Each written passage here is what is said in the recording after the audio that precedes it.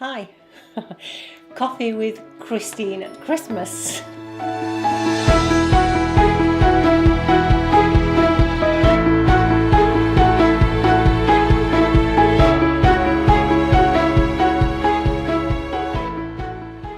Hi, my name's Christine L. Conroy.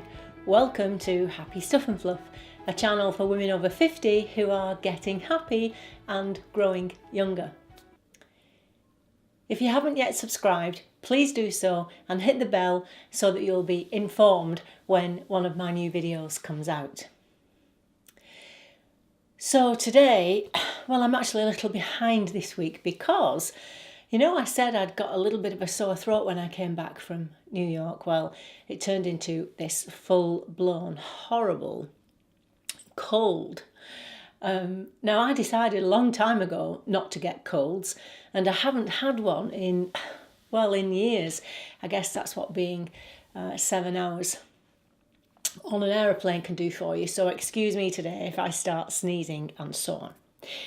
So I want to talk about a few things. First of all, I'll do this first of all because I had a couple of emails from you. And by the way, no, I don't mind you sending me emails about particular problems you are having. It's fine. I welcome that. If you're struggling with anything, you can email me. And if I get the chance to answer on the channel, I will. But other than that, I will answer either in the comments or if you prefer a private answer, then I will email you back. So please don't worry about it. Okay, well, Christmas obviously is a lovely time and I love Christmas very much. Excuse me. But I know there are quite a few people out there, one or two who have contacted me who are concerned about Christmas this year because 2017 has seen them lose someone they care about. And so they're kind of dreading Christmas. Now, of course I understand that. I understand that quite personally. But just quickly, I want to address it because, I'm not an expert on grieving. And in a second, I'm going to recommend a couple of books to you that I think are useful. But this is my take on it. So on Christmas Day, what I will do, I will designate half an hour or even an hour, if I get the chance to do that, to people I have lost and whom I'm missing. Because if you do this, just put 1 hour aside on Christmas Day and say to yourself, that time I'm going to devote to the person you've lost. In my case, for example, if it was my sister, I might say on Christmas Day, I'm going to devote half an hour, say at 5 o'clock this evening when hopefully things have quietened down a little bit, and I will go into the bedroom and just literally spend half an hour with my sister. And look either at photographs or think about good times that we had together and just focus in that half an hour on my sister and spend that time with her. Now, if you wanted to, you could even bring something with you to that place, a gift even, or something that reminds you of them, and be there with them for that small time. And I think from a mental point of view, when you do that, what you're saying is, okay, I'm going to be mindful about Christmas and enjoy my Christmas Day and notice what's happening to me now and being grateful for everything I have and not losing sight of that. But then for this time, for this half an hour or an hour, whatever you can afford, I'm going to spend that being with that person I've lost. Now, I know if it's been very recent, this may be a difficult thing to do and they're going to be on your mind all the time, especially if it's a partner. But for example, for me, for my sister, when I think about it, my sister might visit, say on Christmas Day, and then she would leave. I wouldn't, had she been alive, I wouldn't be spending the whole day with her. I wouldn't be thinking about her the whole day.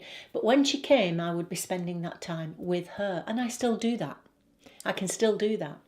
But as I say, it doesn't stop me then from spending my time and thoughts in the here and now with the people who are still in the here and now.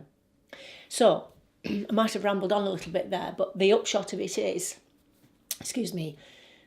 be determined that you are going to make the most of your time here and now, which is what the person you lost would want you to do. You're going to enjoy that as much as you can. and be present for it, and then look forward to, at 5 o'clock I'll be able to go upstairs and just sit quietly and remember and be with the person I've lost. It works for me. It's what all I can offer you, except for a couple of books. One, it's quite an old one actually, this, but one that, and I'll put the details below. This one helped me. It's called, you see that? It's called Grieving Mindfully. Now, the guy who wrote this is a counsellor.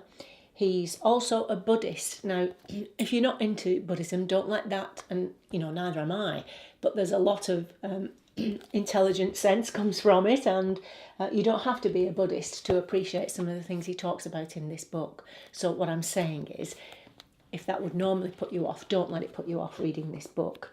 He talks about being mindful. He talks about the first year and how to get through the first year. And it's a really compassionate, interesting book to read. If that doesn't appeal to you, then, and I haven't got it here, Elizabeth Kubler-Ross, who is a renowned expert on grief and grieving, has a book which is again very useful, and it's actually called On Grief and Grieving, and I'll leave that in the link below too. So those are two books that you might want to have a look at that will help you. Okay, so I hope that's of some help to you, and my thoughts are with you all if you've lost someone and you're coming up to a first Christmas without them. Okay, so something else I wanted to mention to you. I just wanted to show you these. I can show you these. Oh, these are flowers. Oh, having trouble with the balls there. Can you see those? Flowers. Aren't they beautiful? Well, these are a gift I give to myself, but I was thinking it's a fantastic idea to give a gift, especially at Christmas, to someone else, which is what I'm going to do. Now, this is for people in the UK. Unfortunately, I'm not sure if you can get the same thing. I'm sure you can in the US. But I order these flowers and they come once every 2 weeks. I pay £25. It's from a company called Bloomon, and I'm going to leave their link below too. What happens is you go on their website, you order the flowers. They can come once a week, once a fortnight, once a month.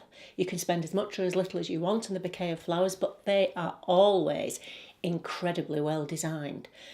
Now, I'm not I'm not a flower arranger, which is why this appeals to me, because they come practically arranged. And when you get your first bouquet of flowers, they come with a fabulous little book that tells you how to get the best out of the flowers. The best thing about these flowers is they last for about 2 weeks because of the way they buy the flowers in. And so they're very tall when they come, and what we do is enjoy them in that state for a week and then cut them back down into a smaller vase to last for the next week, and probably by about 11 or 12 days you might have to cut them back a little bit, and then your new bouquet arrives. And it's just gorgeous because you can choose traditional flowers or contemporary, and I like the contemporary design, so I tend to get that. But it's lovely for them to arrive through the post once every 2 weeks, and you can split them up into smaller vases and have them dotted all around the house. And when I was putting those together, I thought, I need to tell you about this because it's so lovely. It's such a nice, uplifting thing to receive flowers, and I like flowers, cut flowers in the house. So I'll leave their details down below. As I say, it would be nice for a gift for someone for Christmas to receive flowers once a month over the next 12 months or once a fortnight, whatever you think. As I say, I'm sure you could find someone in the US that does the same thing. Have a look. It's just an idea for you, but I can leave the link for Bloomon for those of you in the UK. So that was that. The other thing I want you to do, any of you who are struggling with issues surrounding the menopause, or even if you're not struggling, but there's something you want to know about or you're interested in, send your questions in to me, because I found the hormone queen and she's going to be coming and talking to us. So let me know about anything you're struggling with reference to the menopause and let's see if we can't kick off the new year with some interesting information on that. What else did I want to say? Oh yes, New Year. I'll be speaking to you before New Year, obviously, but try not to set any New Year's resolutions.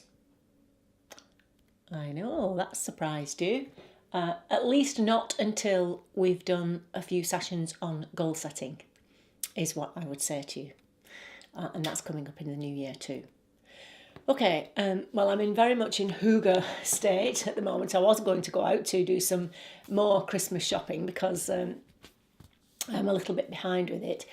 But I just felt so bad this morning. You know, when you wake up, it's always worse, isn't it? And I looked outside, I saw the weather, so I lit a fire and put on my yoga gear because I'm going to do a little bit of gentle yoga just to see if I can't wake up my body and sort myself out a little bit. Okie doke, so that's it really. As I say, please do not think that or apologise for writing to me about your problems. It's perfectly fine, because if I can help on Happy Stuff and Fluff, then that's what I'm here to do. Okay, so I'll leave it there. I'll leave all the links below. Please subscribe if you haven't done already, and don't whack yourself out with these Christmas arrangements. Take a breath. You've done enough. Sit down and have half an hour to yourself. We'll be talking about me time coming up. I did want to do a meditation actually for you, but wouldn't have been good with a voice like this. But I think over Christmas at some point it might be nice for me to jump into your lives and force you to sit down and just take a few minutes break. We'll see what we can do about that. In the meantime, remember, on the Happy Stuff and Fluff channel, we are getting happy and growing younger. And I'll see you next time.